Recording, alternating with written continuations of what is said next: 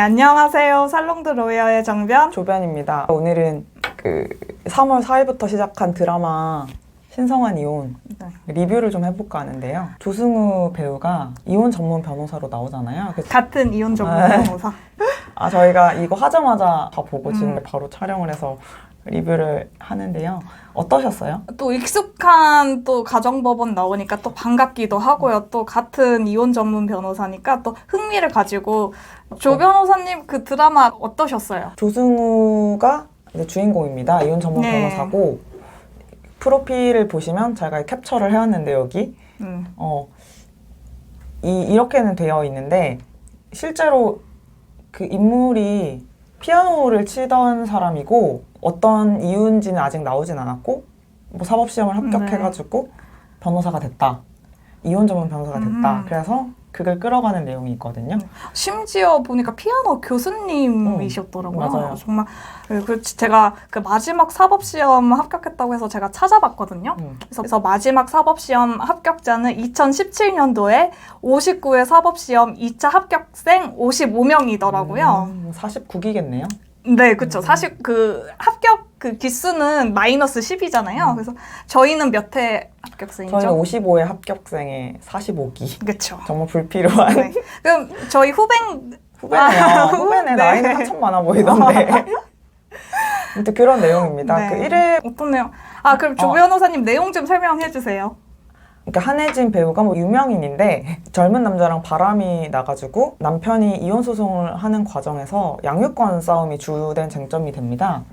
예, 그 부정행위를 저지른 거는 그 사실인데 그 부정행위를 저지른 사람이라고 해서 그 양육권 소송에서 패소를 하게 되는 건가요? 그건 이제 이혼의 유책 배우자의 문제고 양육권은 또 다른 개념이잖아요. 자녀의 복리를 가장 먼저 생각을 하기 때문에 사실 양육권 소송은 이혼 유책과는 완전히 동일하게 보진 않잖아요. 예, 그렇죠. 그리고 아이의 입장에서 누가 가장 아이를 잘 키워줄 수 있는지, 그리고 지금 아이 현재 양육 환경이 엄마한테 있는지 그런 것들이 주로 고려가 되죠. 근데 아무래도 이제 바람이 난 유책 배우자다 보니까 좀 불리한 건 맞겠죠? 그쵸. 근데 이제 결정적으로 이 드라마에서는 한예진이 바람을 폈지만 바람핀 동영상을 아빠가 아들한테 보여줍니다. 이제 그게 문제가 돼서 결정적으로 한예진이 양육권을 가져오게 됐잖아요. 그건 정말 그 가상이지만 너무 충격적인 일인 거죠. 그러면 이제 만약에 아이한테 그 영상을 보여주지 않았다고 한다면 어떻게 됐을 것 같아요? 저는 그래도 그 한혜진이 양육권 소송에서 승소를 했을 것 같아요. 그 아이의 입장에서 이제 가장 잘 아는 게 또 엄마고, 그렇게 뭐 유책성은 중요하지가 않잖아요. 그리고 아이 아빠를 보면 또 학대하는 경향이 있잖아요. 친권 양육권 문제가 되면 양육 환경 조사라고 해서 또 그런 또 조사 절차를 거치고 또 그 과정에서 또 조사관님이 아이의 의견을 또 들어보는 과정을 거치시기도 하죠. 또 조 변호사님 또 드라마에서 또 인상적인 장면이 있었나요? 2화 말미에 보면 고부 갈등이 있어요. 시어머니가 며느리를 너무 막대하고 손녀들한테도 막말을 하고 그래서 고통을 받다가 시어머니가 그 방송 말미에서 아이들을 때립니다. 거기에 엄마가 눈이 뒤집혀가지고 시어머니를 때려요. 이 경우에는 누구의 잘못으로 이혼이 가능할 것 같아요? 그러니까 먼저 시어머니는 진짜 부당한 대우를 했어. 거의 며느리를 하녀처럼 부리고 막말도 서슴지 않고. 근데 마지막에 때렸어. 전속으로 때린 거야. 2화에서는 좀 때리는 장면이 많았어요. 그래서 한혜진도 때리고. 그런데 이거를 그 단편적인 모습만 보기보다는 그 시어머니의 그 부당한 대우 정황은 되게 기간이 길고 굉장히 오랜 기간 누적됐을 것 같거든요. 그런 거를 이렇게 비교해보면은 이제 물론 며느리도 잘못하긴 했지만 어쨌든 자기 딸들을 방어하기 위한 측면도 있었을 거고. 그래서 저는 이거는 며느리한테 유리하지 않을까 싶거든요. 변호사님 의견은요? 제가 생각해도 그 시어머니를 계속 잘 모셨고 폭력은 일회성인 것 같아요. 드라마상으로. 그렇기 때문에 아무래도 며느리한테 유리할 것 같고 이혼 사유 중에서 직계존속의 부당한 대우도 이혼 사유가 있으니까 그걸로 해서 이혼이 가능할 것 같은데 그럼 남편은 이혼 가능할까요? 자기 존속에 대한 부당한 대우를 하는 경우에도 이혼이 되잖아요. 남편이 이혼 사유로는 주장할 수 있을 것 같네요.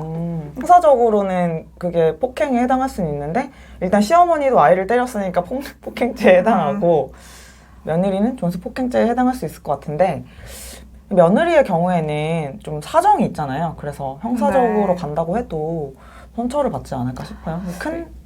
근데 그게 뭐 무혐의나 뭐 이렇게 나오진 않을 것 같은데 드라마를 어떻게 또 진행이 될지 모르기 때문에 우선 저희가 본 것까지만 본 해서 것까지는. 말씀을 드렸습니다. 네.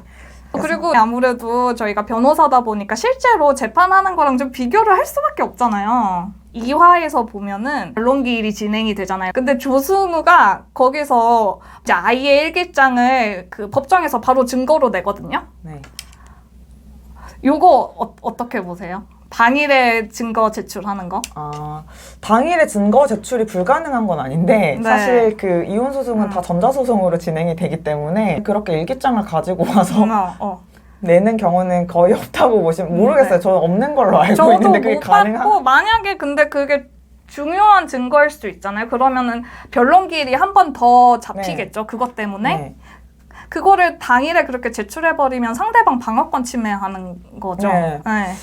이제 이혼 소송에서는 그런 경우가 많이 없는 걸로 네. 알고는 있습니다. 사실 법정 드라마 같은 경우는 현실이랑 조금 동떨어진 그쵸. 경우가 있기 때문에 그건 이제 감안하고 보셔야 되지 않을까. 그리고 그 남편을 바로 당사자 신분 신청하잖아요, 조승우가. 어떠셨어요?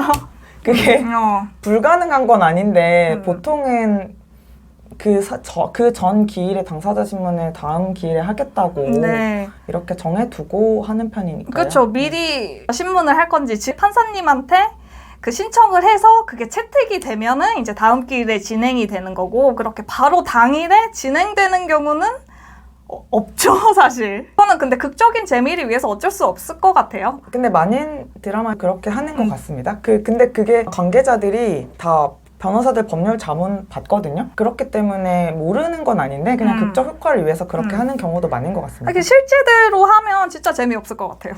실제대로 해서 재미가 없었던 드라마가 하나 있죠. 뭐죠? 미스 한모라비. 그러면은 오늘 저희의 리뷰는 여기까지. 아, 네, 저희 드라마 재밌게 잘 보고 앞으로도 관심 가지고 시청하겠습니다. 구독 눌러주세요.